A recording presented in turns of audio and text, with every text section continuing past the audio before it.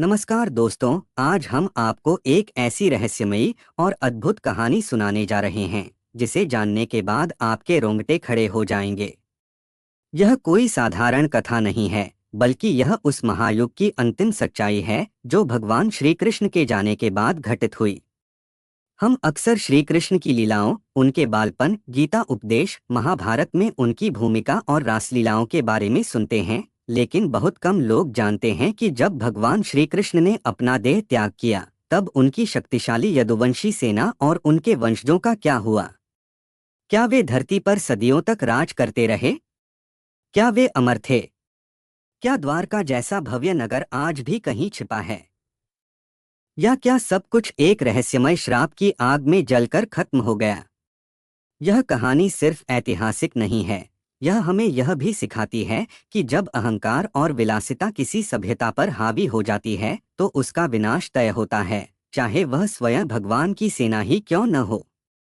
तो अंत तक जरूर बने रहिए और इस दिव्य रहस्य को जानिए, क्योंकि यह कथा आपको उस दुनिया की सैर कराएगी जो आज समुद्र में दफन हो चुकी है। महाभारत का युद्ध समाप्त हो चुका था। कौरवों की पराजय हो चुकी थी और पांडवों का राज्य स्थापित हो चुका था। श्री कृष्ण, जिन्होंने पूरे युद्ध को बिना हथियार उठाए अपने कूटनीति और बुद्धि से मोड़ा, द्वारका लौट चुके थे। द्वारका एक ऐसा शहर जो समुद्र की गोद में बसा था, जहां सोने चांदी की सड़कों पर यदुवंशियों की विजय गाथाएं गूंजती थीं, जहां हर घर महलों सा था, जहां कृष्ण की सत्ता और नीति से हर कोई सुरक्षित और संतुष्ट था। लेकिन समय बहुत बलवान होता है, और यह कोई साधारण समय नहीं था, यह था कलियुग के प्रथम चरण की शुरुआत। यदुवंशियों में धीरे धीरे मद, घमंड और विलासिता का प्रवेश होने लगा। कृष्ण के पुत्र संबा ने एक बार ऋषियों के साथ मजाक किया, जिसमें वह गर्भवती स्त्री का वेश धारण कर पूछने लगा कि इसको क्या संतान होगी। यह मजाक ऋषियों के लिए अपमान था। उन्होंने श्राप दिया, यह संतान लोहा उत्पन्न करेगी, जिससे पूरा यदुवंश नष्ट हो जाएगा। कृष्ण को जब यह ज्ञात हुआ तो उन्होंने उस लोहे के टुकड़े को पिसवाकर समुद्र में फिंकवा दिया, परंतु नीति को कौन रोक पाया है।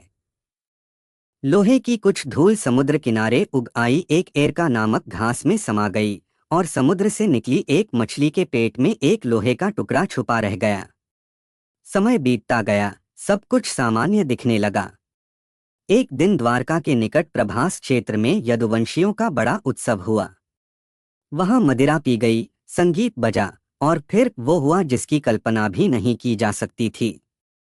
सत्यकी और कृतवर्मा जैसे महान योद्धाओं में बहस छिड़ गई। फिर एक ने दूसरे की हत्या कर दी। उसी क्षण जैसे द्वारका का आकाश बदल गया, हवाएं तीव्र हो उठीं और कृष्ण के वंशज आपस में भिड़ पड़े। किसी के पास तलवार नहीं थी, पर उसी एरका घास की गांठें उनके हाथ में लोहा बनकर आ गईं। वे एक दूसरे को उसी घास से मारने लगे, भाई ने भाई को, पुत्र ने पिता को, गुरु ने शिष्य को। यह वो विनाश था जो स्वयं भगवान भी नहीं रोक सके। बलराम जी ने यह सब देखा और वे ध्यान में लीन होकर योग बल से अपने प्राण त्याग गए। कृष्ण ने यह सब देखकर स्वयं युद्ध में उतरना चाहा, पर अब बहुत देर हो चुकी थी। अंत में उन्होंने प्रभास क्षेत्र में ध्यान में बैठकर अपनी लीला को पूर्ण किया। तभी एक शिकारी जरा ने उन्हें हिरण समझकर उनके पैर में तीर मार दिया, और कृष्ण इस शरीर से विदा हो गए। समुद्र ने कुछ ही दिनों में द्वारका नगरी को लील लिया। वह पूरी सभ्यता, वह संस्कृति, वह भव्यता, सब समुद्र के नीचे दफन हो गई। अब प्रश्न यह उठता है, क्या कोई बचा? हाँ, कुछ लोग बचे। दारुक नामक सारथी, वज्र नामक पौत्र और कुछ स्त्रियां। उन्हें अर्जुन ने सुरक्षित हस्तिनापुर पहुंचाया और वज्र को इंद्रप्रस्थ का शासक बनाया गया। लेकिन वह वैभव, वह सामर्थ्य, वह दिव्यता कभी दोबारा नहीं लौटी। द्वारका की गलियां वीरान हो गईं, समुद्र की लहरें उसके खंडहरों को बहा ले गईं, और कृष्ण के जाने के बाद यदुवंश भी काल के गर्त में समा गया। तो मित्रों, यह थी वह विस्मरण की कथा जो हमें यह सिखाती है कि चाहे कोई कितनी ही महानता क्यों न पाले, जब वह नियमों और विनम्रता को छोड़ता है, जब वह भगवान की सत्ता को अपने अहंकार से आगे समझता है, तब विनाश निश्चित है। कृष्ण की न्यायप्रिय सेना, जो युद्धों की निर्णायक शक्ति थी, वही सेना एक दिन अपने ही हथियार से समाप्त हो गई।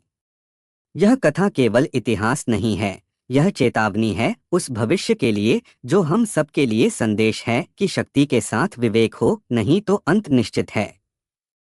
अगर आपको यह कथा पसंद आई हो तो कृपया इसे अंत तक सुनने के लिए धन्यवाद कहें और इस पावन जानकारी को दूसरों तक पहुंचाएं।